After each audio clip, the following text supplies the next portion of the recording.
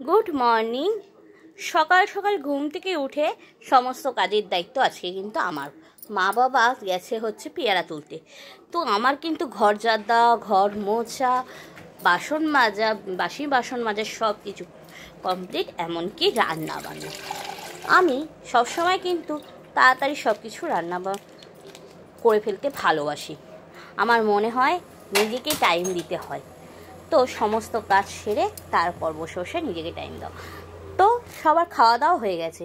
এই দেখো আমার ভাত রান্না হয়েছে, দুধ এসেছিলো, দুধটা জাল দিয়ে দিয়েছি, ডিমের তরকারি করেছি, ডাল, এত 4 রকমের ভাজা, নিরামিষ তরকারি, কিন্তু নিরামিষ তরকারি আর ডালটা কিন্তু কালকে।